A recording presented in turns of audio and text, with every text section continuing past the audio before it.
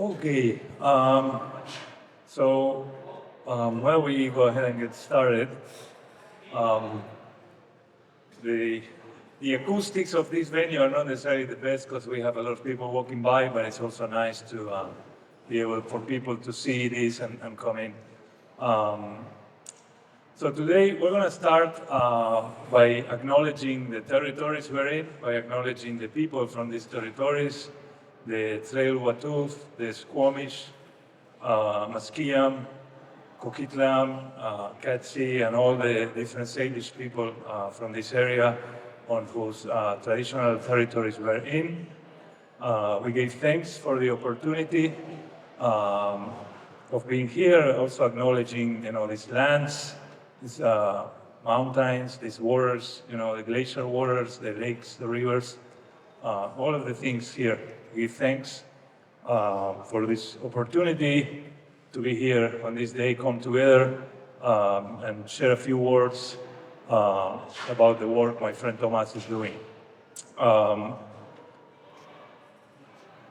As part of the land acknowledgement is, I believe, a common practice to share a little bit of what myself personally I'm doing to give back to these lands and the people of these lands. And I see myself as part of this work that we're doing here today is part of my way of trying to give back to these territories by trying to be a part of what is being called reconciliation of society, healing of society, or you could say making a better society where we can all coexist, the original inhabitants plus the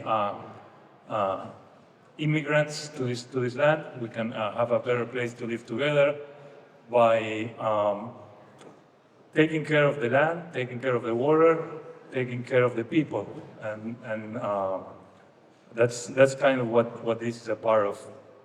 So that's one way in which I try to give back, and being of service to these territories and to the communities.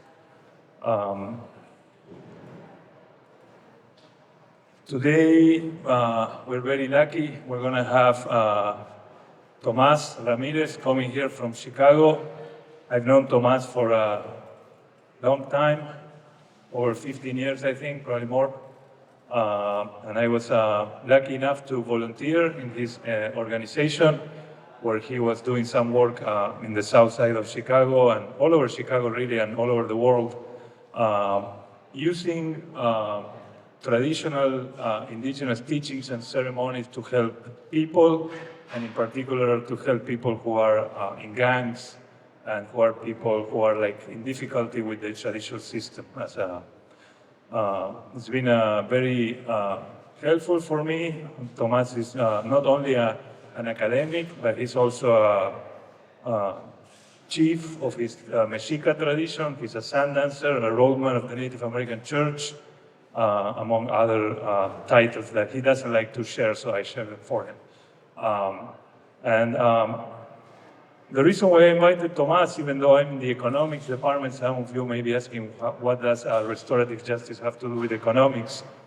Is because what I really like about the work that he does is that it really highlights how traditional wisdom and indigenous wisdom and knowledge and ceremonies can be used in a modern context to help people and to develop people who maybe are at a difficult point in their life, developing healthy human beings.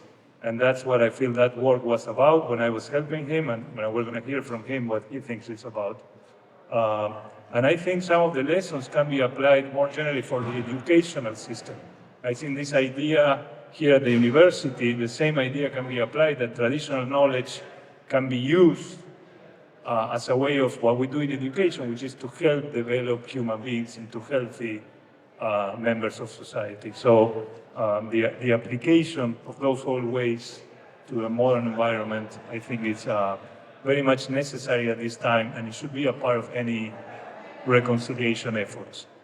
So anyway, that's all I have to say as a form of introduction, so help me welcome Tomás, and let's hear about his amazing work.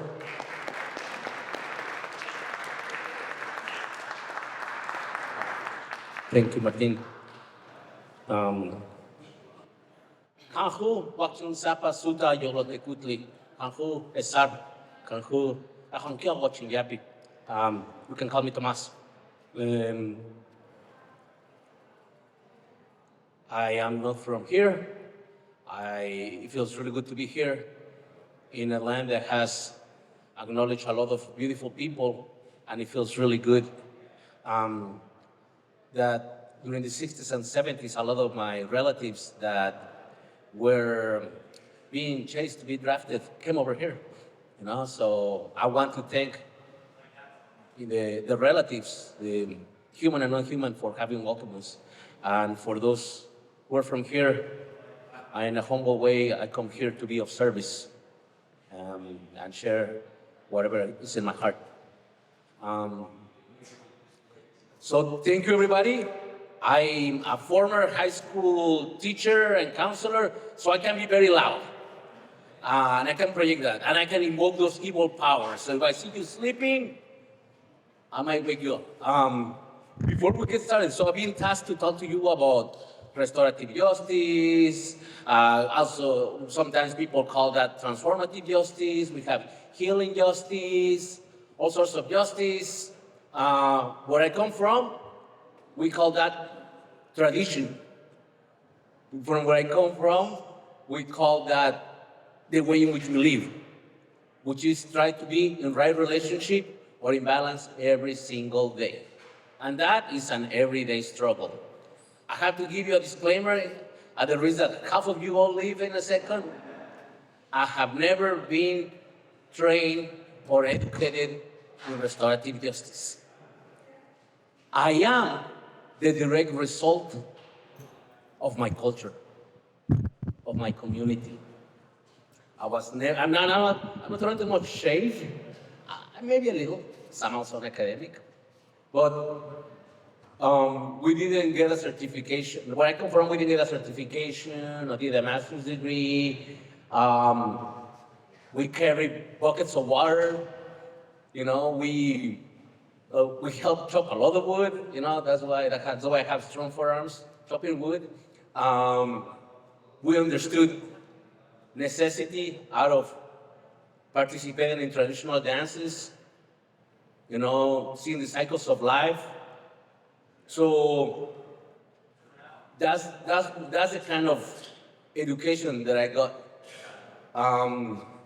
At some point, I found myself really lost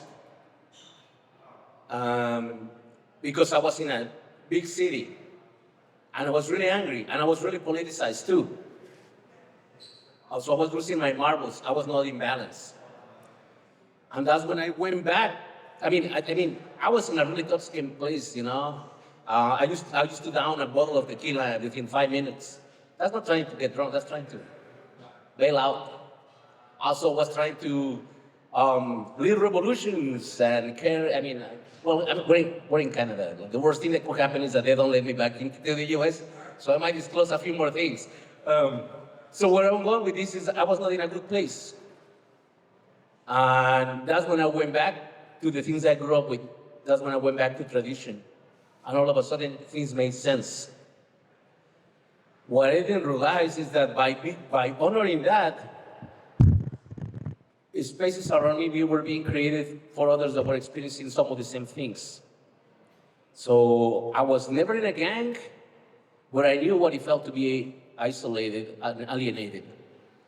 I understood how modern society was not designed with somebody like me in mind.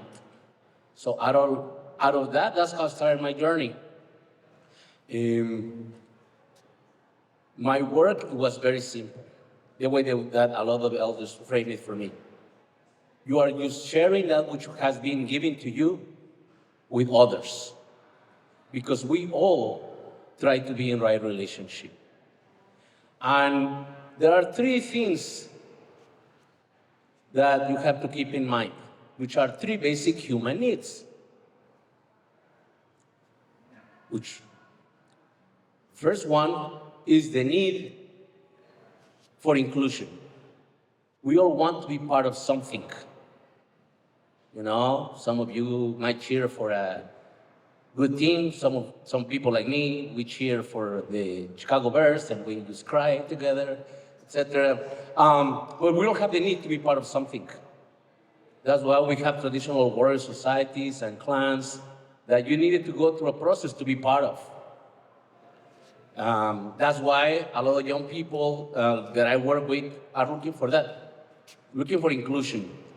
And some people might say, well, Tomas, I know this old man that live in the middle of nowhere in the mountains, you know, that kind of destroys your argument. I'll say, no, because that person, that old man is in the right relationship. Who says that you need to be included by human beings? Actually, that person might have something to teach us, you know, because it's not about us as humans. So it's inclusion. Then there's acknowledgement. You know, and this is really interesting because it made me be present to the greetings that we have traditionally when we meet some people, you know, from our clan or different societies, different tribal nations. You have this greeting that sometimes have a lot of protocols. You know, like when I go to the Southwest, I mean, they take like half an hour just going through clan and connection, etc. And it's beautiful. I used to be really bored when I was little about that. I was like, whoa, you know who people are. And I'll give you the quick version, and then I'll start quizzing you too. Because, hey, you thought I was just gonna be a cute guy with a thick accent talking to you? No. Anybody has seen the movie Avatar? All right, now I see you raise your hand. Some of you are like, no, I'm a college student. I cannot be watching that kind of stuff. So I'm talking about, not the airbender, I'm talking about the Navis, the tall blue guys. They have a very specific greeting, and they do this. What does that mean? Come on, be loud. I see you, right? And we have that equivalent of that greeting in a lot of societies all over the world. You have anywhere that you have societies that are in right relationship with the earth, those are societies that are very healthy. I try not to cry when I say that. I try not to cry all the time. So when I see you, when I say in Lakech, Alaken, in Tewa, in Ewa, when I say something like Ubuntu, you know, West African tradition, I'm acknowledging you as an equal, I'm acknowledging you as a relative, as a complete person that, yes, it could be full of excesses and contradictions, but I'm acknowledging you. I'm not denying it. In the city where I teach, that we have a campus downtown, and we have a lot of homelessness issues there. And I always tell my students, look about how we relate to these guys who approach you and they want a dollar or you know, or a sandwich. We pretend that they're not there. We don't acknowledge. What does that do to your humanity? And we're really good about not acknowledging others. That huge tree of acknowledging, I promise you, if you acknowledge it, it's gonna help you. It's gonna relate to you in a different way, you know? But for that, you have to acknowledge also within yourself, which is the beautiful thing. This is concentric and eccentric. What's out and what's in. So we learn a lot of science in our traditional teachings too. We just don't put it out like that. It's not just magical realism and all that, you know? So inclusion, acknowledgement, and the third human need is giving somebody the opportunity to contribute. I don't know, do you guys celebrate Valentine's Day here? I don't know, I need to check on my date.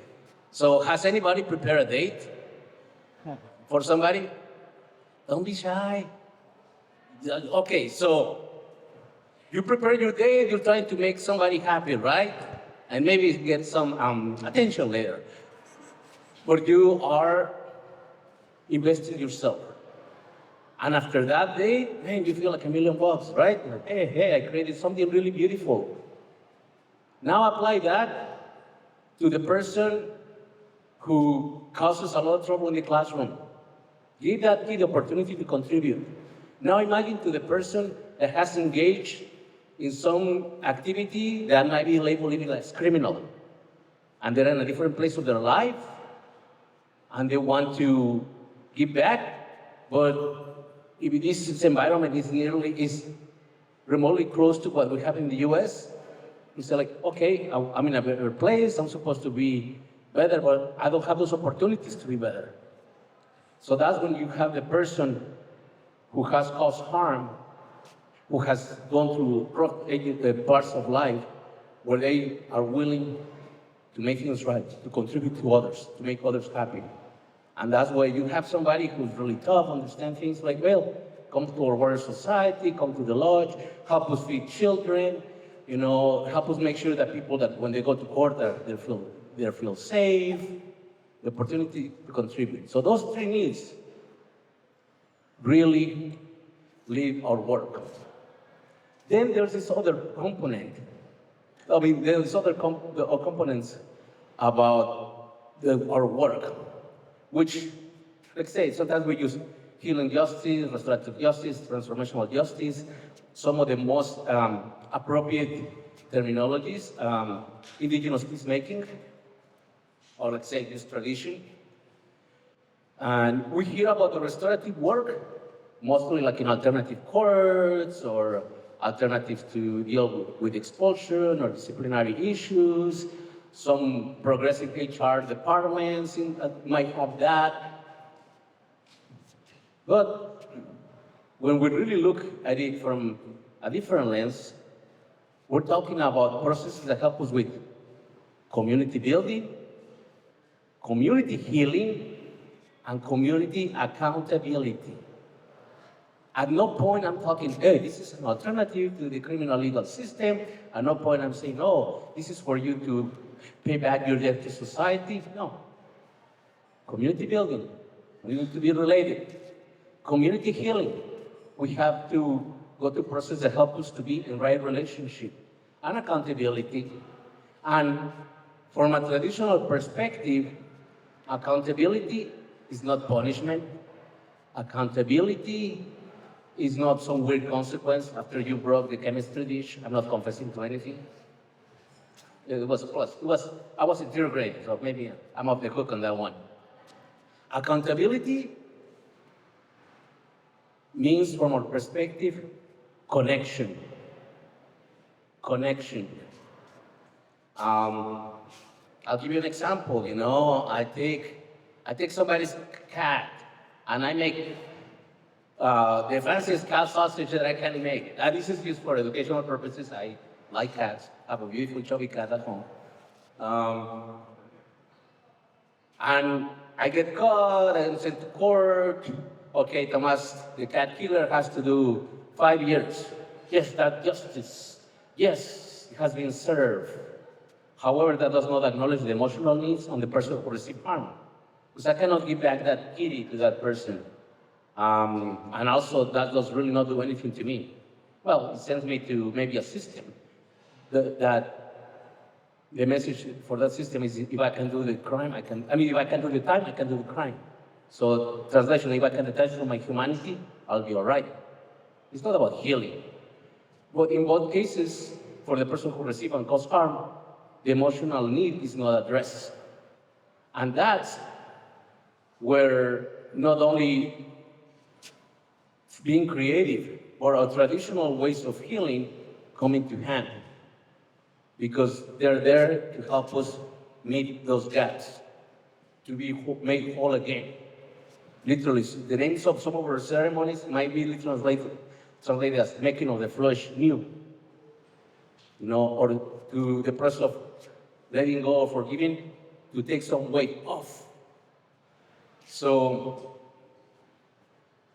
I just want you to start thinking about that as accountability, connection. That doesn't mean that things are beautiful, that we hold hands, but that people are in a better place with themselves. Out of that, we also destroy the myths around conflict. I don't know about you, but I'm gonna make some confession. Right now, I'm living in a society that's really afraid of conflict.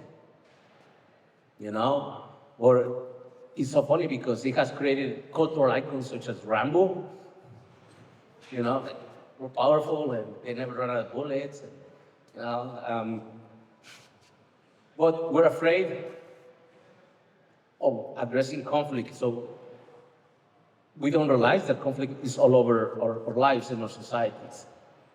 Have you ever played with rubber bands? Have you ever hold a rubber band between two fingers? How do we call that? Tension. So when we relate to conflict as tension, we take away some of the myth. So we realize that tension is present in all of our lives. Have you ever asked somebody to go out on a first date? Don't be afraid. Oh, don't go. They're like, oh, people, you're one of those people that people just go after you. Oh, you got it like that? Man, I need some pointers. So that's tension. Not that it happens here, but sometimes in the places where I teach, the students sometimes forget to do this thing called reading and getting ready for a test. So then they take the test. So they're freaking out. They don't know how they did. You're like, oh my God, that's tension. You don't need to confess to anything or tell your story. Think about that first kiss. How do we do this? Tension. So we see that it's there all the time. It comes and goes. In the field of peace studies, we talk about conflict coming and going, having ebb and flow, the waves, you know, cycles of life. So when we look from that perspective, then the area where we can have conflict is not as scary. And then we're better prepared to do that. But for that, we have to really, instead of denying it, we have to, it's kind of like, I don't know you have here, but we have, for our buildings, we have like federally mandated drills, like fire drill, earthquake, and all that. So that's practice. So that we don't enter into the practice of dealing with conflict and addressing that, that's what catches us off guard. And that's where all of a sudden we cannot function. But also we don't know how we can make things better. That's why everybody talks about reconciliation, they have about peace, the Pope shows up, makes some fancy declaration, but like, all right, dude, but you didn't like work things out, you didn't, guys, I need some skin in the game. I have a personal beef with the Vatican, but, you know, I'm not going over there. So I don't think they're gonna let me. The last time I was over there, their security systems got friendly with me, but that's another story. I can say these things in because I'm not in the US. But when we start seeing the conflict comes and goes and we start practicing, we start to be emotionally developed, which is the other thing. We have so much fear to be emotional that we deny essential parts of being human. We develop a lot of toxic masculinity traits through the years, and I'm picking on that because, yes, there's this thing called heteropatriarchy. And we have some things that happen that all of a sudden we take as norm. I always say things such as like, I know my dad loves me so much because one day he almost gave me a hug. Now, imagine in this environment where we cannot express love and care, that all of a sudden we have to deal with conflict. Oh, I have to toughen up, I have to man up, I cannot apologize, I cannot be emotionally present because we see that as weakness. And you pay attention, ceremonies are doing a big part of that. They're addressing the whole human being. And one of the most beautiful things, you know that ceremony is good? When the waterworks start. Like, yes, because we're being present. You don't have to make a big show out of it. You know, that's when you're doing the work, introspection, healthy connections, you name it. So, how does the work evolve for me, or how do I start doing the work? see, I like not being linear and I get away with it. To say, I'm talking from an indigenous perspective. I think that it's mostly being a space cadet, but I can get away with it. We have our traditional stories all over this beautiful continent. You know, we have our traditional stories that talk about warriors going on journeys, young people bringing food, fire, coming of age, and talk about slaying monsters, etc. And it took me to sit with some elders to really get this. Our ceremonies, our ways of being, are the tools that we have to address our contemporary monsters. Substance abuse, like violence, you know, all these crazy social issues that we have. Like, all right, I did what you say, Uncle. So out of that, that's how the work started taking a lot more shape for us, especially for me, because first of all, I needed to go through my own awareness and be in right relationship. Also, we realize that there are some things that don't belong to us, but because they have, the structures that we have been developed and at times really hurt us, that we internalize a lot of that. And one of the things that we realize that as we understand trauma is that oftentimes we mimic the behavior of the oppressor. We want to be traditional, we want to do healing, but we're using the conquistador ways. That doesn't make sense. So that's how we started doing our work. And instead of trying to be judgmental, we invite people, however they are. Our young people want healthy challenges. Hey, instead of like going and defending that corner, come with us. We're gonna go to a camp where elders are defending a traditional territory or a forest. You know, maybe standing against a pipeline. Find some purpose, the opportunity to contribute.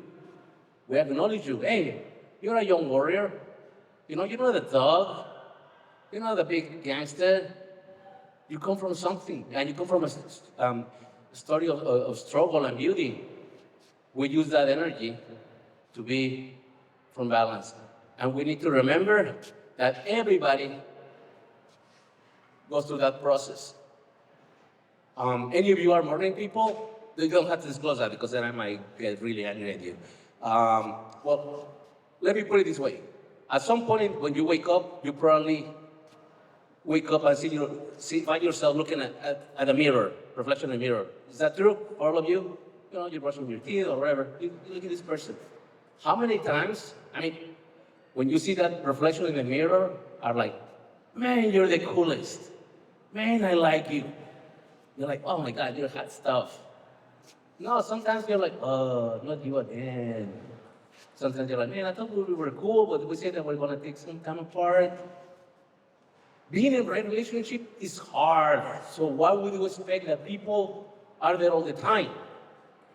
So it could be something small or something not so small, where the harm might have taken place. We have to remember that people are not their worst mistake. It's so hard because we think that we feel something. I mean, that we lose something with that does not address our emotions, or that does not address our emotional gaps. But what we understand, and there are all sorts of practices for this. I have a lot of exercises. I don't know if we have time to do that, but I'd love to make you sweat a little bit. But when we go through some of these processes, we understand that we can always come back. We can be in right relationship with self, others, nature, institutions, the metaphysical, the spirit. And this is such a big deal that we even have military strategies that understand this. And that's why culture and the traditional ways of healing, also known as restorative practices, are the first ones to go. That's why we have things such as boarding schools and banning of ceremonies and language. Because as long as you have these ways, people are going to find ways to heal, to be resilient. You know, no matter what you do, take away the children, the language, the food, people are going to stand up. And how do I know that? Because the corn and other medicine shows that you could go to a place and kick the corn or some of these other traditional medicines. You come back 3 hours later, it's back up. See, that's the way in which we get our teachings, not magical fairy stuff or from a book, which there's nothing wrong with that. It's back up. So teaching us to be resilient. And when we're resilient, we also know who we are. And when we know who we are, we become dignified human beings. And this is the part where it gets a little interesting. A dignified human being is the worst enemy to a narrative of conquest and oppression. A dignified human being is public enemy number one to a narrative of power and control. And that's what happens to the person where that all of a sudden starts finding space. I was talking to Martin about 2 weeks ago. I was with the leadership of a specific alternative social club, hint, in the west side of Chicago. And the leader of this group understood the value of doing things differently, getting tired of a lifetime of violence.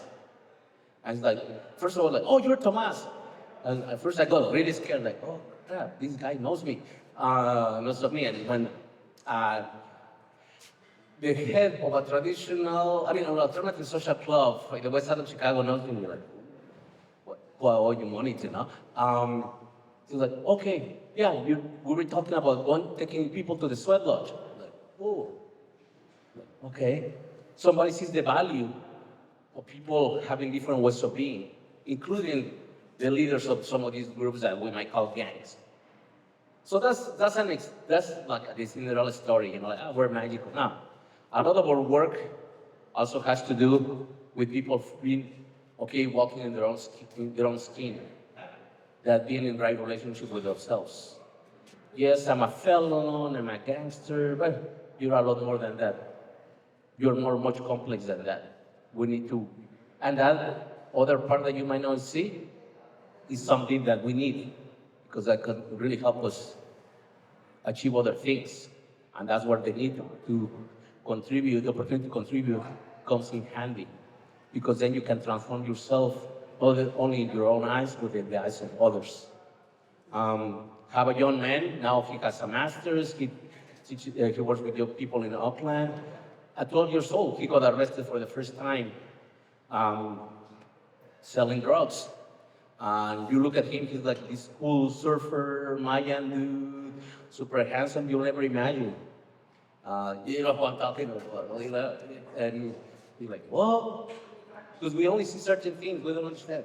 2 days ago, I was hanging with a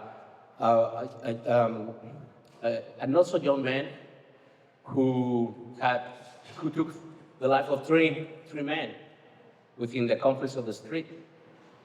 And when the only reason he was able to come out is because there was a change of the laws in the U.S. based on child development, because he was a minor when he got arrested.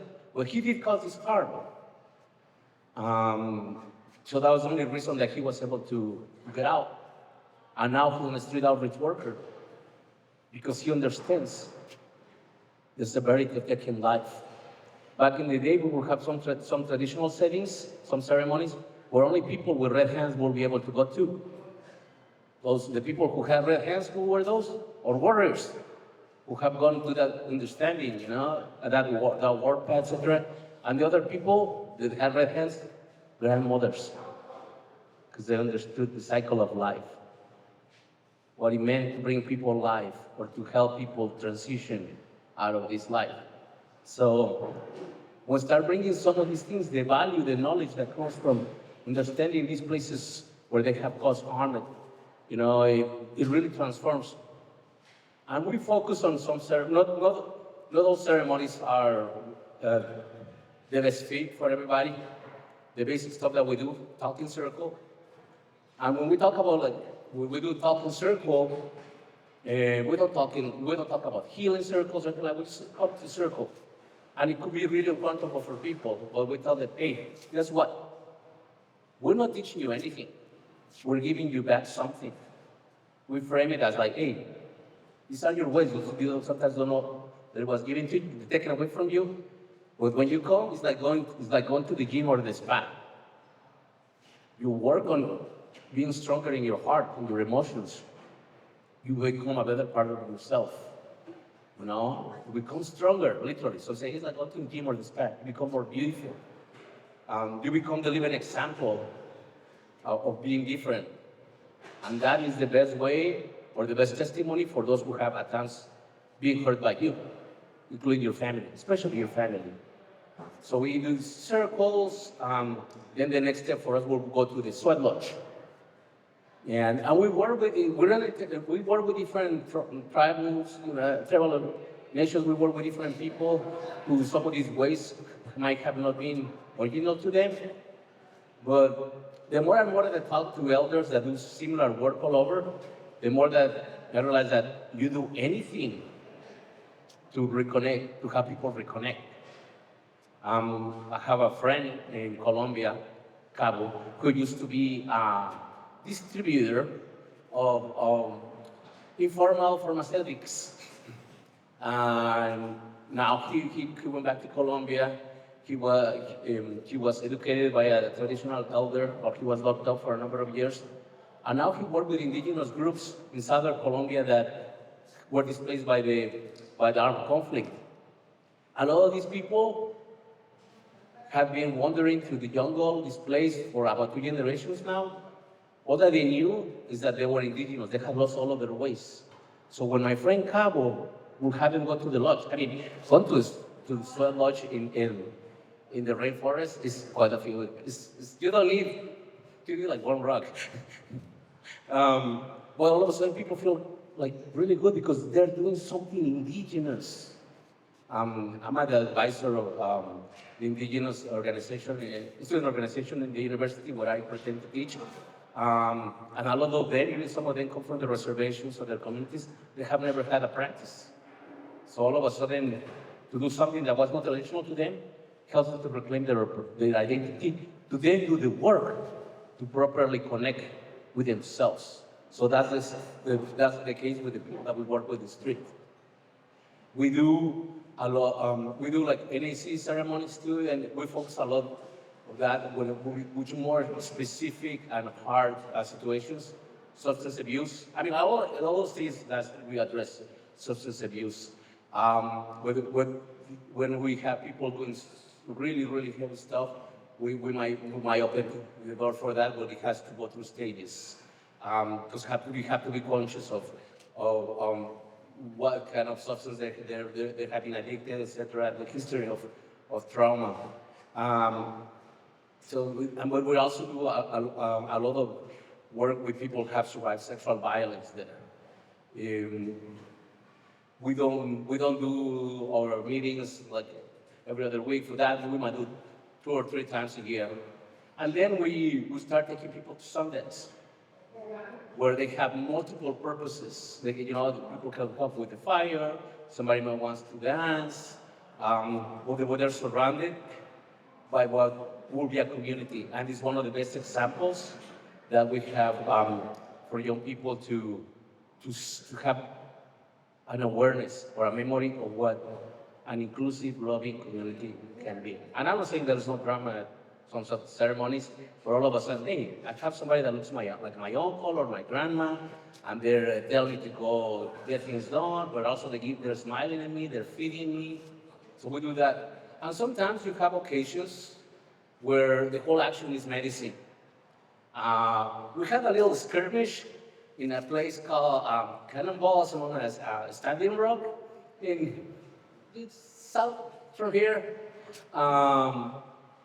So all of a sudden, we have a lot of young people who have been able to gather supplies, gone over there, being around elders, cooking, chopping wood. They have a purpose. And they also started, the group that was with me also started working as security.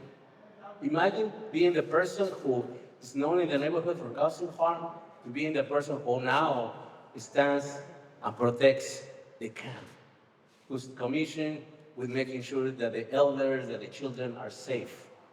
That's magical. That's pure medicine.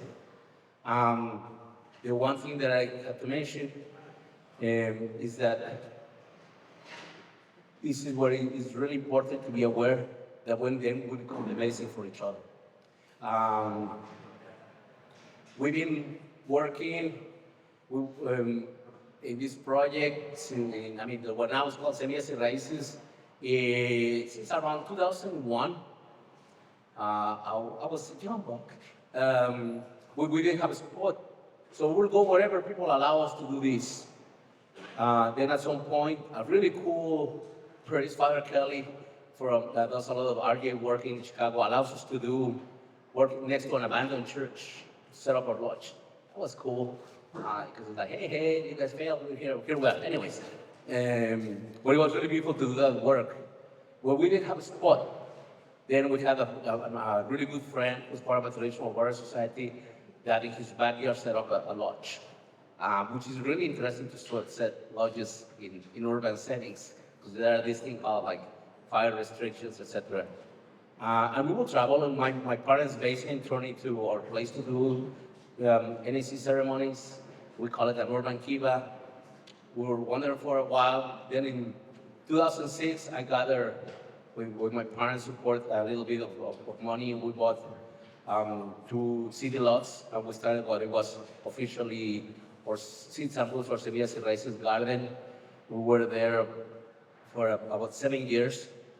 We're doing a lot of work with different groups, with different affiliations, and we started our own chapter of what we call TMAC, which stands for Felt Making a Change. And then we started, we bought a building where, well, my dad bought a building, he lets us use it rent-free, so he's losing money. Where we we have a collaboration with a restorative justice community court.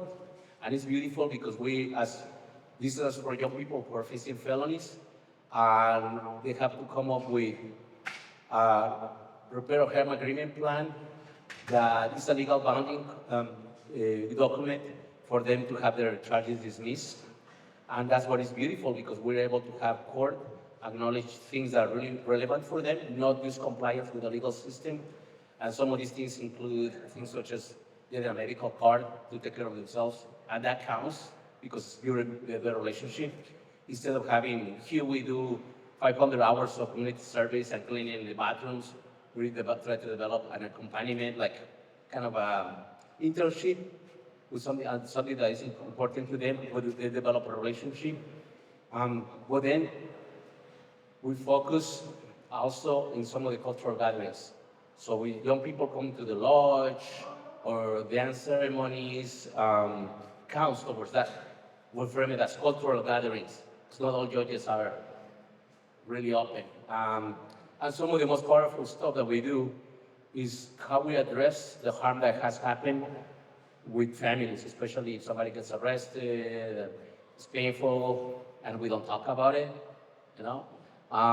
That's kind of, have any of you seen the movie Encanto from Disney?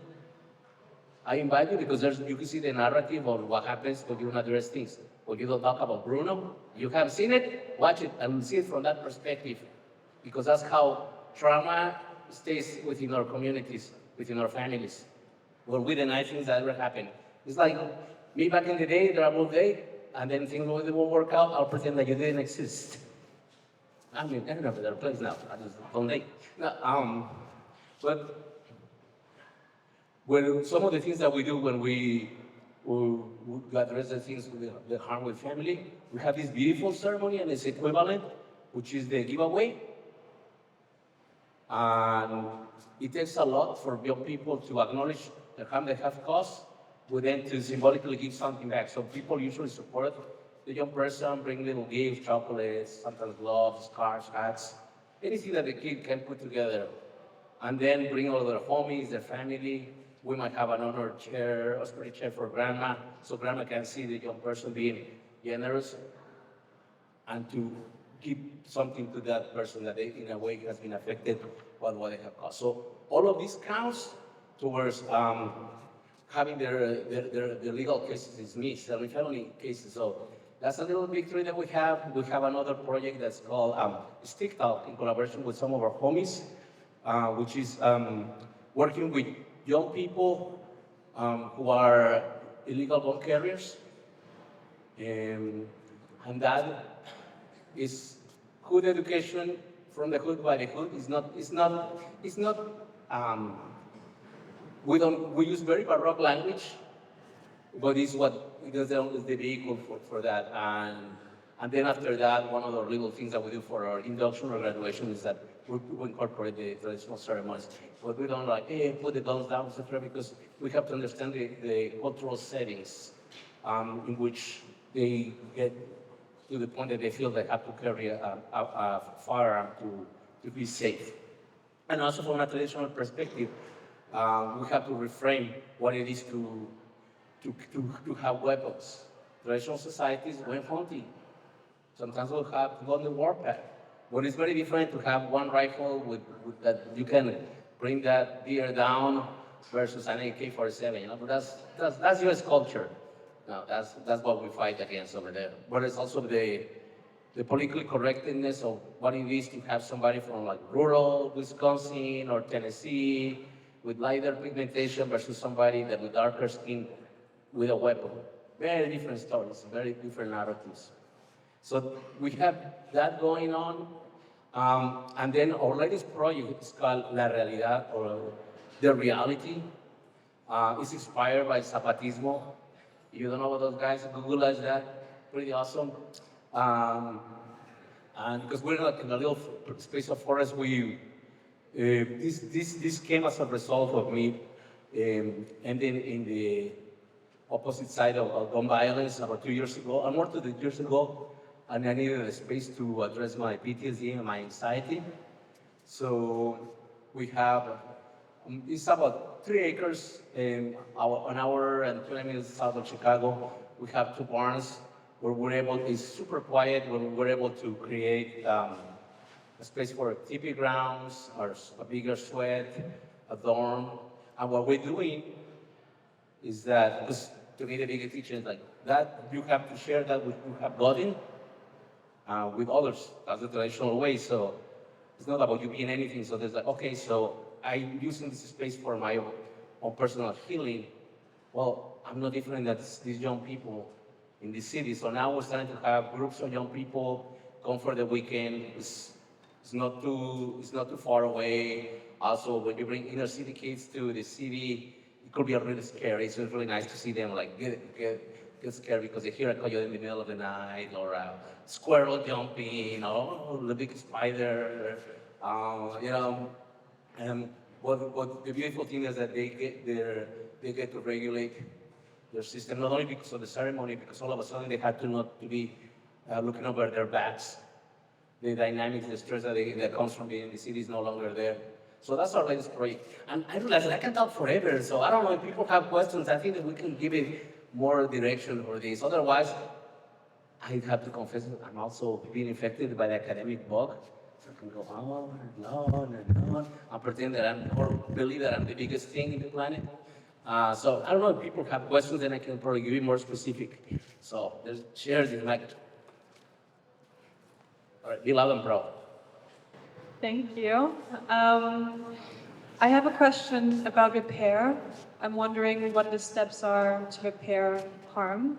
I know that acknowledgement is needed and like connection, but do you have specifics, like is there like 4 steps or like 5 steps that need to be done to have something repaired, basically? Thank you. Awesome. So when it comes to repair harm, we need to first acknowledge what actually happened, but we also have to understand people's stories. stories are made out of feelings and facts.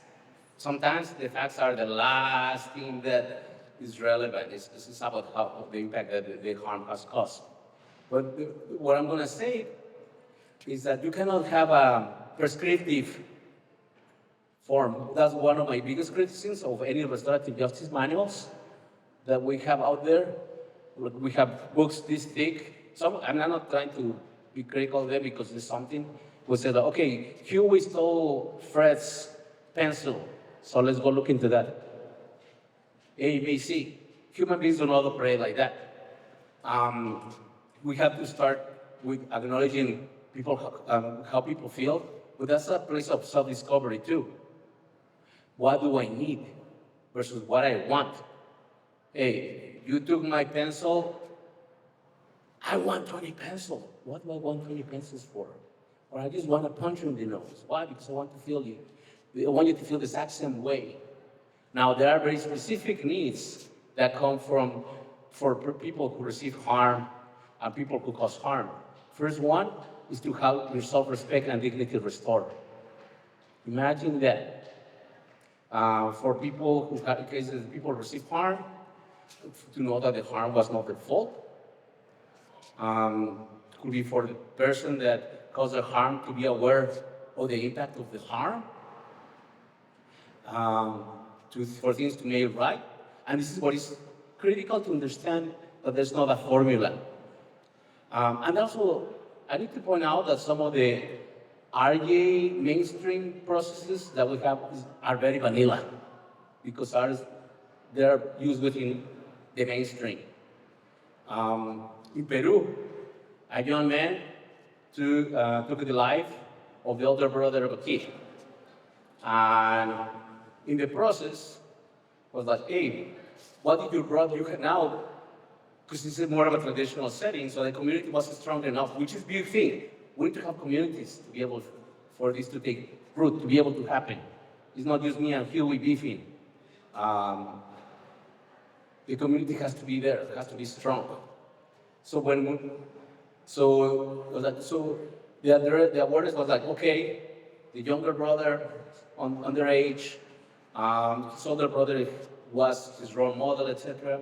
So out of the process, the young person who lost his brother said, well, I want this guy to meet the responsibilities that my brother had with me, those commitments, that relationship, that connection. He could not bring the older brother. And it's also key components within a traditional society that is happening. All right, so until you become an adult, this dude is going to become your older brother. So what did you used to do with your older brother? He used to take me to the plaza in the town. We will go over there. We leave our community, we'll go there. We walk around. He bought me ice cream. It sounds crazy, right? It sounds weird. Until these guys, 18 Sundays, you go to the town, you go to the plaza, buy him ice cream. Because he has to get what he is no longer getting from that relationship. Now, do we have the structure to do that? You think that will work? We're like, but that's the thing. We cannot create structures to repair harm that are within the mainstream because or are normal, because the mainstream is what has caused the harm. So what I need might be very different. I work with some people that started a fight in a school. Those young women, they were nasty to each other. So as we worked it out in order to repair harm, we was also harm within each other, but also harm to the community because there was a lot of tension, and this is also getting involved youth. So they needed to spread through the network communication that things were okay, but they needed to send messages. So they acknowledged the harm that was being caused and apologized to the whole community. And they also were really silly because you had to be creative and silly. So that we made like cardboard cards, they put them as outfits. They were in the entrance of the school holding hands, which is silly, and they had to be courageous, just in the way that they were courageous, to say, oh, you're shaming them. No, they were being silly, but at the same time, when they caused harm, it was very public. But they're showing the message that there could be disagreement, and they were like holding hands, and they were giving away candy. So when it comes to how you repair harm, what you want is what you want, is not what necessary, is what you need. A lot of times, like, hey, I might need something as simple as like, hey, I cannot be with my puppy back, I want the puppies, or I need you to help me with other things. Help me, like, write a resume, help me find a job, come and help me repair. How a young man, he tag a pizza place. Like, now you're gonna come and help me make pizzas, because I need somebody to help me, because I'm getting old, my hands are weird, like, beautiful. So creativity, openness, and asking people what they really need, and going through that process is what will help you to that place to repair harm. Because then I also, like, I realize that also my prejudice and my bias can get in the way. You know, like, I want all sports teams that use indigenous people as mascots to over there. You know, I want the Republican Party, the U.S. to go back to Austria or something like that. You know, that's not the situation. I have to see them as human. I have to do my work to be in the right relationship. So, big question. Yes. I've been sitting here trying to frame my question, and I think it's this. We do have indigenous kids and indigenous kids from Canada and from Mexico and Central America in Vancouver that are participating in gangs and rough lives. But that's not the majority of them. So the majority of the kids that we have here are affected in the same kinds of ways, but they haven't acted out like a lot of the people you're talking about. And I'm just wondering, are you reaching out to those affected kids that need these same sorts of things that you're talking about, that need that connection to culture, that need that connection to their own identity? And if so, like, or do you have suggestions as to how that might be done? Because I think it's really important. And I just want to give an example. I was just talking to somebody that works in the Surrey school district, and they said their indigenous kids, they have an indigenous teen advisory committee for their school district. And what those indigenous teens said is that they wanted, rather than to focus on pathologies, is to start bringing in positive role models, positive people that can tell them that there's a different way of life. And so they asked specifically to bring in people that were running their own successful businesses or had successful careers in professional jobs, that sort of thing, to talk to them and to share their experiences and how hard it was for them to work through that. So that's what the teens themselves were asking. So that shows me that there's more than just those that have ended up in gangs. There's those that just need somebody to reach out to them and say, look, there's a different way. Really. Absolutely. And there are a couple of things in which we can really inspire people. First is and we have to be really careful because, yes, we want to bring them the person who is a businessman or who's really successful in their career, where we also have to understand that there are huge glass doors that do not let them through. You know, so we're buying into the aspirational part of that social success. Yes, that's cool, but we still have to have an identity. We criticize people that are really successful in a way, and then all of a sudden they just look like us. They just don't act like us. So we have to be careful that we present them to people that still have a strong sense of identity, not that use economically or social success. You could have an influencer that has millions of followers and looks like them, but they're like producing stuff. They're like, I don't know. But look at them. They have the big fancy car, all the connections, etc. So there's that part. But then there's also people who might not be socially successful, but the way they carry themselves makes a lot of sense. Hey, yes, I'm a carpenter, Or on the weekends, I help run the ceremonies, or I have these other traditional ways of being. So I believe that exposure and creating opportunities for them to have experiences of different kinds of success help us. Because the worst thing that I hate as an educator, and I have worked in two different settings. I work in a private university and a state-run university. Big differences when it comes to resources. You know, like, okay, you can work really hard, get good grades. Guess what? When you want to get that job and you have that last name or that skin pigmentation, that accent, that beautiful indigenous face, black face, whatever, like, the door's still gonna slam in your face. So I think that it's important to do that. But I also believe culture cures. And the thing that I always try to do is to bring different people together. And because of that, we have friends in different cities. I mean, we're missing an economist in our community, like an economist that shows up to ceremony. Like, wow, okay, and that cares with you, and you do traditional food that will help carry the wood. That's what we need. The same thing with the scholar. I don't want anybody to just everybody to just do some of the crazy things. It's like having healthy places, or people that oftentimes do know that I'm an educator. So it feels really good to be able to go lecture wearing a hoodie, or at times I wear my hat with a feather and talk about things that are not traditional, where I'm still represented all the time, where I'm never pull rank. I never try to call myself with all this, with my formal education and my traditional roles. I've never tried to do that. And that's what I ask of everybody that we're exposed to. But every single time that I enter a space or that we enter a space, we're really aware of those people who are there, who are not showing the antisocial manifestation that others do, because they have needs too.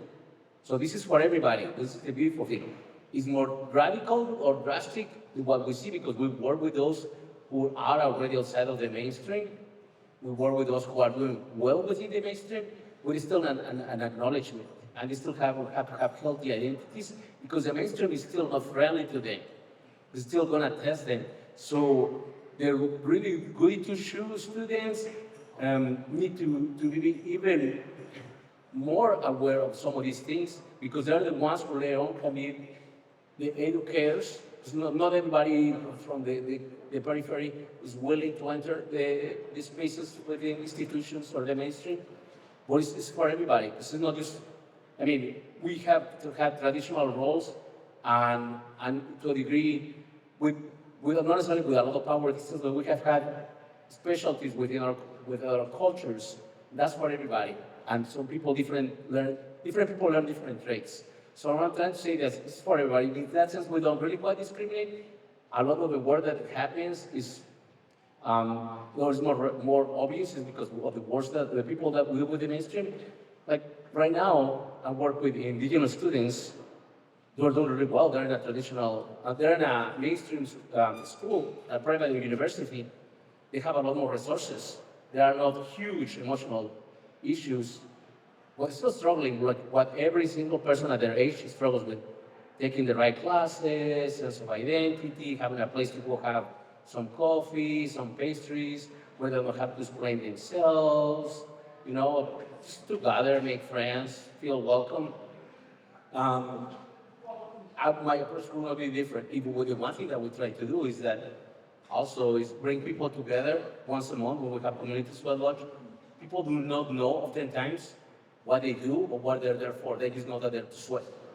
Like, we have people who are core mandated, we have people who were trying to be sober, but we're also like straight A students, like model students, and it's about being in community. Because in community, many worlds fit in. I don't know if that addresses it, but yeah, there's this huge need to do that, but we have to be aware of the social success narrative that still looks them as the token, or could give them a really hard time, but also to show beautiful models of what is to be healthy and indigenous that do not relate to having a fancy car. Anybody else? Yes. Hi. I work in downtown east side as well with people who have active addictions, and there are particular challenges with the mental health rehab group. Also, I know the ceremonies, and I just want to hear from you how you work with the people with mental challenges. How do you integrate them into your group and ceremonies? People with a daily reality that they they need to come into the marathon. It's kind of become a challenge for the group. So how do you integrate them into? Thank you. So when people who have huge issues of mental health, I mean, a lot of that led also to connected to substance abuse, etc. First of all, is to not judge them by a mainstream lens. I'm gonna get like a little academic here.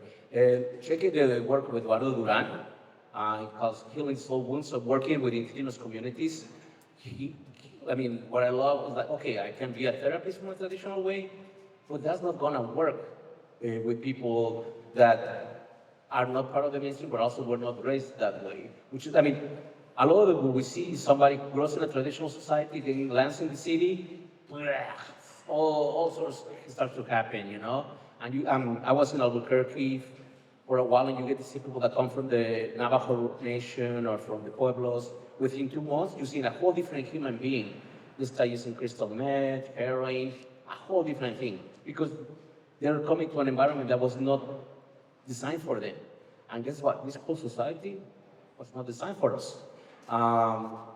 So first is to understand how much they are aligned with culture.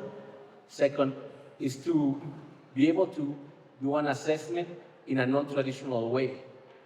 We talk about spirit, we use some instruments about smudging. We don't get all overly wahoo because not everybody is used to look at their life from a traditional perspective. And also when we work with an intertribal community, also you cannot just provide the same medicine. It has to make sense for them. So we do that, but then we put them to work and to see what's happening. So that's why we're very careful about this, bringing everybody, for example, to some of the NAC ceremonies or Native American church ceremonies, or to the Sundance. We need to understand, first of all, what's going on with them. It's our way to do our assessment, and what has been their journey. So instead of saying that we are busted, like what has happened to you? Some people, you might be able to just have a conversation with them, feed them, and they're stable. Some people might show up drunk or high. It's required that you have people who really understand what they're doing and they want to. As somebody, I mean, not every ceremonial facilitator can carry this either. You have to be really aware because you're carrying a huge emotional load. And we don't want our traditional people to get sick either. So you have to be willing and have the resources to take care of yourself. That's a huge lesson, believe me. Because a lot of our elders, all of a sudden, because they love us so much, and they do the ceremony for us, and they get sick. Because then they don't have the protocols, because people don't follow protocols. So instead, to get to the point where people take a little ownership, you just have to take little steps and to have the awareness of where they are, what they can handle. With the ones that we cannot do is just cancel them, send them away. I used to be a little hard. I mean, I'm gonna tell a whole bunch of my business here today. I used to hang with AIM, some of those Teamsters. So, man, we were tough. We want to be sober, strong. But at times, sometimes we were pretty rigid. So, Huey shows up drunk. No, Huey cannot be around us today. And there are limits. Case by case. Okay, Huey show up, and he's drunk. He's here. That means a victory. He's not out there causing trouble. So, Huey, come over here. Go chop wood. Well, if he's capable, or put him to work on the fire. A lot of people will be like, no. I consult with my elders. I consult with traditional chiefs for that. I'm doing this with this person. Okay, good. He's looking for a connection. There was one time that a guy completely out of his mind showed up because he heard ceremony, he heard the drums. It's in the middle of the night. I go out, he was outside dancing. He was remembering something about himself. So give him some medicine, give him some water, talking, go sober up, my friend, come back in the morning so you can be in community. So those are little steps. When it comes to people also, we have to consult with people. I mean, my sister is a clinical psychologist, so she's also my consultant because we will have to understand some conditions that might be too much. We don't want anybody to just snap. But we walk them and we give them some of these tasks that is going to give them purpose to reclaim their humanity. And what's happening at the same time is that regulating themselves and they're changing their brain chemistry. At the same time, we're fully aware and we're growing in our understanding of trauma. So we talk very openly about how you manifest. If you notice, everybody talks, I'm trauma-informed, I can work with trauma. All of a sudden, the person acts out, we don't want him around anymore. Or like, I thought we were here to do the hard work. Your people have to be really aware of that. There are some limitations to the work that you can do. For example, when it comes to people that have caused like sexual harm, I will still bring that man on, but I'll bring him only to the methodologies. So you're not gonna act out when you have a lot of strong men and a whole bunch of like sometimes still active gangsters. You're going to learn how to behave, but we don't try to put them out there, including if they have like an active case, because we need to offer them platforms for them to reconnect with the best of themselves. When it comes to mental health and overcoming trauma and all these hurts, it's a slow process because it has taken us a few hundred years to get there. To me, that's the way in which I look at them too. Brother, sister, you're a manifestation of legacy, of trauma, of colonization. You know, this is not you, this is not all who you are. So we need to take steps.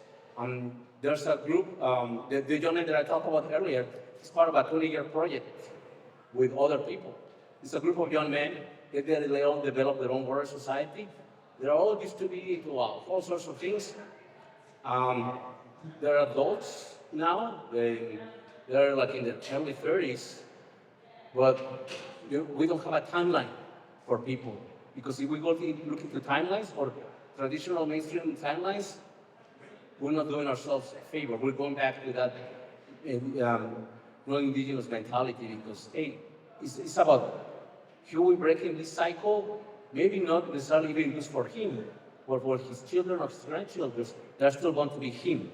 So that, of course, doesn't feel good because it's not a Cinderella story. But QE is in a better place and it's very equipped to be in community again. Sorry. And we can talk a lot more on that, give you tons of different examples because they're all very case by case. And not everybody, even the most amazing traditional ceremony facilitators, not everybody has that commitment, and I'm okay with that.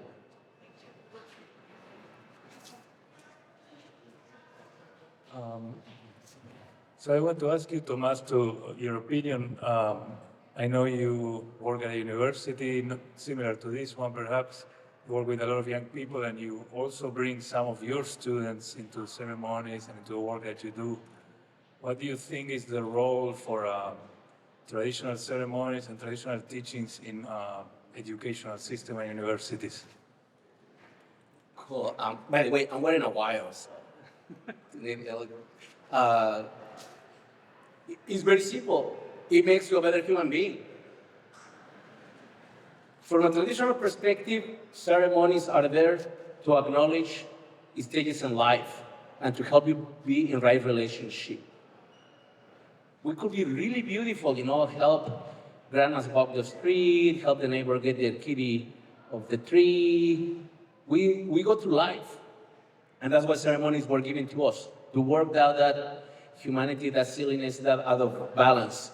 So I don't know, probably doesn't happen here, but I know my students get stressed because life happens. They have jerk supervisors, they might have, God forbid, an educator who's a jerk that dehumanizes them.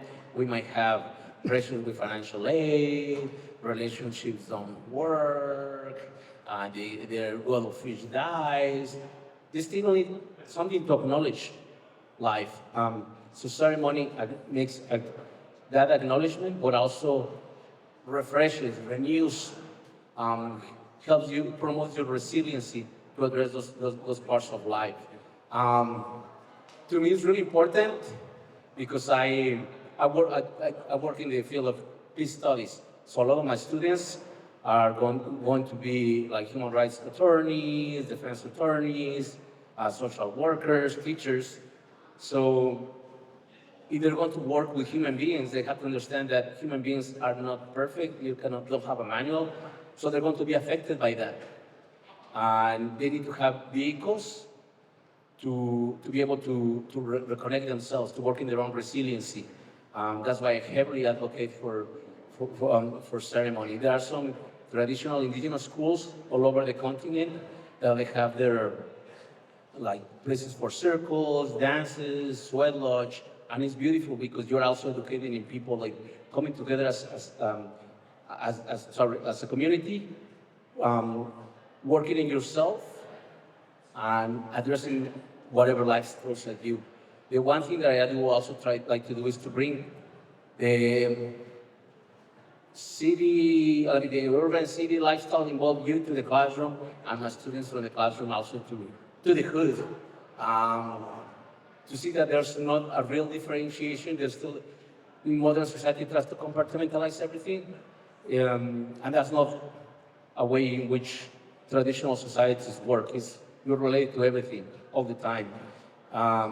So that's why I just don't I don't see them differently. If anything, at times I try to push them a little harder than my street involved people because you have more awareness, you have more opportunities, and you need, you really said it, and it's not with everybody, but you said you're a community, and you also have to realize, I mean, I work in a beautiful program where you have all the activists, all the misfits are with us. They're like, oh, okay, you want to be all about community? Oh, you want to end the criminal legal system?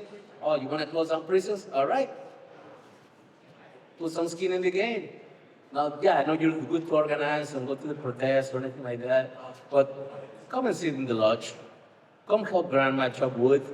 Get a teaching from an elder. You know, shed some tears. Because that shows me how true of a human you are.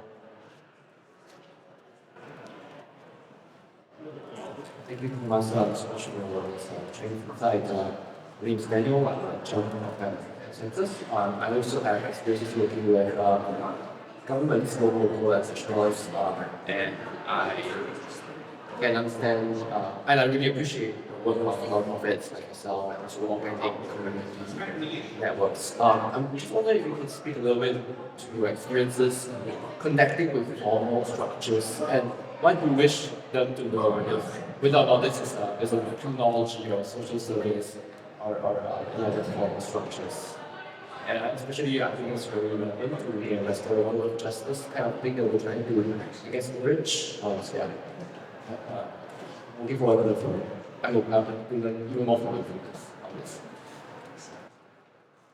Cool. When it comes to formal institutions or policies, it's smash on sight. Now, we could get very confrontational, and have tons of reasons for that to justify why we should not engage with systems.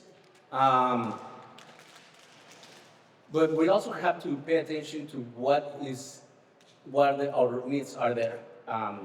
Also, something that I didn't say is that we get to do some of this really crazy stuff because we have not really depended on mainstream funding. It was not until a few years ago that we worked with a little foundation called Icons from Aid that has given us money because they're focused specifically on supporting indigenous groups.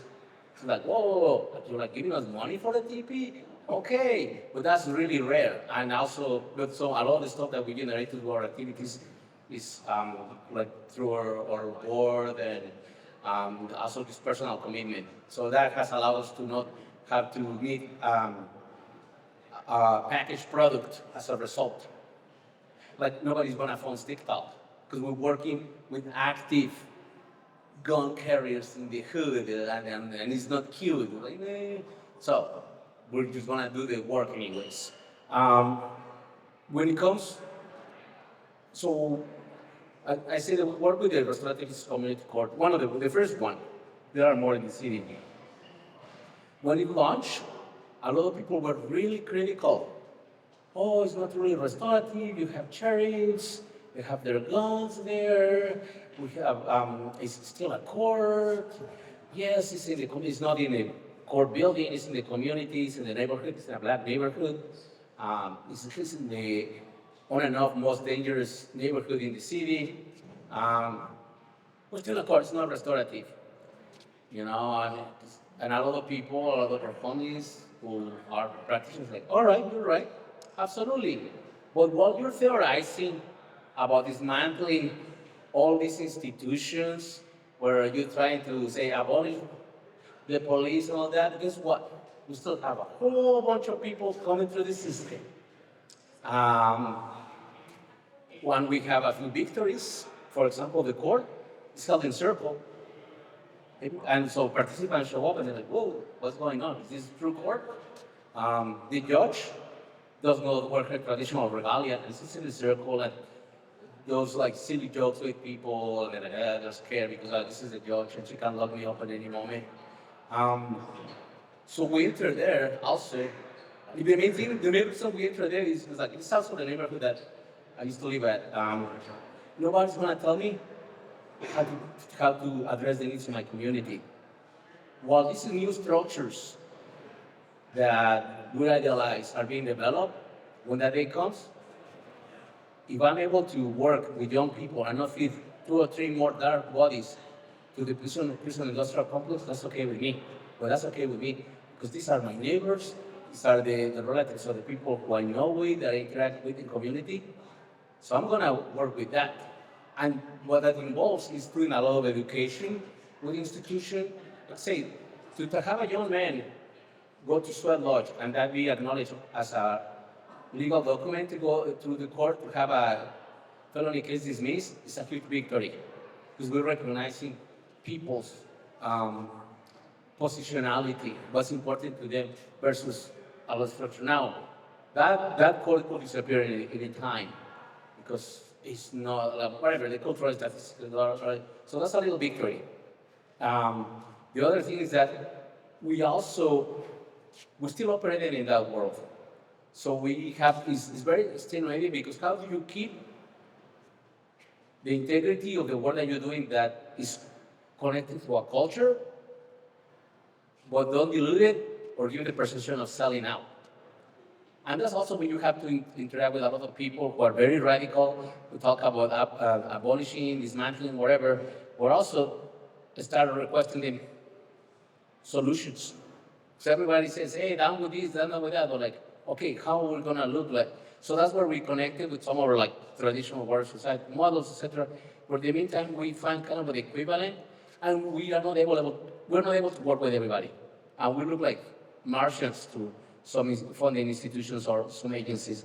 So that has made the work harder. Right now, I'm working with an agency in the west side of Chicago who's connected through a church. And I was like, I don't know about these guys. But they have resources, and they're giving us the freedom to do the work, because what's really important to them is that we're able to stop gun violence in that part of the city. But that comes with a lot of educating. I was having my phone blown by an alderman and a group of neighbors who are developers who are making blowing up things, saying, oh, we have over 40 people causing trouble, stashing guns on the street. It was 5 guys. But being able to enter in those conversations, and not everybody that does the work is willing to do that. We have people who are more eloquent. We have people who just want to work with the young people, with the youth. But we need to be very transparent about what we're doing, and when it comes to funding, that's a big issue. When we work with anybody, well, even if we realize that sometimes that relationship might have a expiration date, or we will try to appeal, and we're not well liked by everybody. Let me put it that way, because we really outspoken about, like, one of our goals is not to have people leave the gang, but to transform the gang. to make them be true about what they say they are. You're about community, you're a brotherhood, taking care of each other. Well, be for real. Yeah, it's weird. I wish I have more material to give you with relationships, but we have really good friends who are in higher places who come to ceremony, so they're able to open some doors whenever we have to work with a specific person. It helps to have a lot of friends who are attorneys, but because they are the ones who do a lot of translating. But it's really hard for us to have official relationship with some institutions and some foundations because of the nature of the work and because we're not going. It's really hard for us to frame in a nice, cute package what we do. Yes, a repeat offender. I mean, it's hard. Thank you. I have so many questions. Maybe a little bit of context. I'm doing my master's thesis on indigenous laws and revitalizing Sta'ela's indigenous legal traditions. I'm also working with Sta'elas as their justice assistant, so this is like so cool. I have so many questions. The main question I have is about the court system and that you described. So what I'm understanding is that you use traditional healing methods to reduce charges. That's incredible, and I need to know everything how you've done it because that's what Sta'elas is trying to do. Yeah. I'm just curious, like, how did you get jurisdiction, basically? How did you navigate the criminal justice system, and how did you convince the criminal justice system that indigenous legal traditions are like beneficial in that sense? Yeah, thank you. Ouchie, I'm about to go on record, so I don't know if I need my counsel with me. Some of that is just the fact that the criminal legal system in the US is such a big thing, and I also would like to be mischievous, so it's doing things right under their nose and not being aware. And so instead of saying I'm going to Sweat Lodge or Hugh is going to a traditional cultural gathering, that's how it comes with the reporting. And then you also, and I can talk more about the specifics of the court, but that's how we frame things, because that's what it is. Because we're also not about telling everything that happens in ceremony. Oh no, we defend that. Oof. We also have a specific law in the state of Illinois, or Chicago SAT, that really protects anything that's disclosed in a circle. So no Judge Counsel Poena. That we have a lot of convincing to do with attorneys. Because attorneys are pooping in their pants saying, "Oh, my client is going to disclose a lot of things about other things that he has done." Well, yeah, but we want to know who Hugh is as a human being, not about the gun-carrying person. We need to understand the relationships. So a lot of times we place very little importance in the arrest record. We look into their needs. And we have to explain that when we develop the repair of harm agreement. And I'm more than happy to be in communication with you and talk after this to talk to you about those details. So we explain what like having a family outing is going to do for this person, what having access to healthcare is going to improve the quality of this person. So we have to do that, and we have to really educate the state attorney and the judges to do this. Now, just because it works in one court, that does not mean it works with the others. So each one is a very autonomous environment. In a lot of these processes, what is really important is that you have the right people to be able to provide those services and to humanize that. We had, in one of the other courts that are restorative too, we had somebody who was pushing financial literacy as part of the repair of harm agreement. But that's because his homie was the one that was providing that, so he was just trying to make a buck. So we have things like that. We have people that have no understanding of the role of culture because they themselves don't have that connection. It's not relevant to them. But we're talking about educating also on the issues of a giving community. And that's where legal processes, in order to have impact, legal structures have to take into account the history and the dynamics of communities. Otherwise, that's part of the modernity. Some of the most beautiful, mentoring programs that have been developed all over start first like one or two places, and then next thing you know, there's one that I think about it, started in 14 schools that took time for it to develop with amazing counselors, but then they got $40 million so they had to expand overnight. So that destroyed the quality of the program. So that's the risk that we have about doing a lot of these processes within the mainstream. I want it for the mainstream, but I want them to fully educate it. I'm just curious as to, with your own references for your professional development, have you looked at the restorative justice literature from Canada? Like with Dr. Joe Couture from Alberta, the Cree medicine man that did some tremendous work, I think, in the 60s and 70s on it? I'm familiar. I'm also very jealous because in the US we have very limited stuff. We're in the beginning. When it comes to the field, Canada has a lot more. Also, like Indigenous studies in general. Right now, a lot of the literature that promotes this kind of work in the US is being banned. You cannot get restorative justice books in Texas, Florida for a while. There's Living Justice is a publisher in the U.S. that brings a lot of stuff out. They have a series now about colorizing restorative justice. They cannot even publish it. Actually, one of the things that I want to do when I'm over here is try to get more books, because in that sense, I'm pretty sure that there are discrepancies within institutions and groups and people that publish things, but I have nothing but respect for the work that has been done over here. It's a lot more conscious, it's a lot more aware. We have a lot of things to learn and to overcome in the US. It feels really comfortable just to be here and to have statements, and see the recognition. It feels like personally I'm doing a lot of healing, just walking around, coming to a place where I don't feel that I'm being gaslighted about addressing these things from an Indigenous perspective.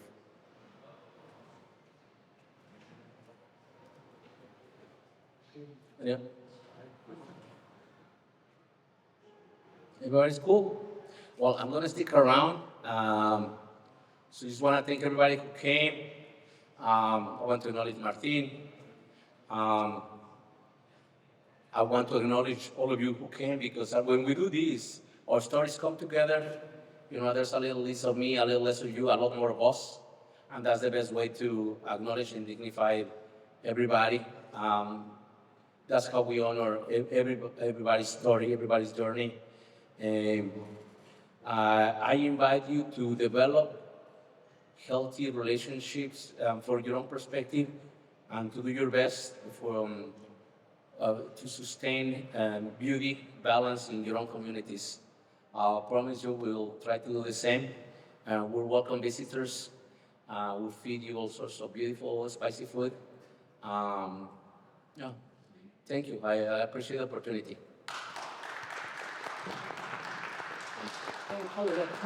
Been here for years now. So I just want to say briefly, there's going to be also an experiential element of this. If we're going to have a sweat on Saturday. If anybody wants to experience a sweat, you're welcome to come. Just let me know. And it's going to be in Pitt Meadows, way out there. So you're invited if you want to come, and then we're going to grill some steak, Argentinian style. So yeah, come and see how it's done. Anyway, thanks for coming.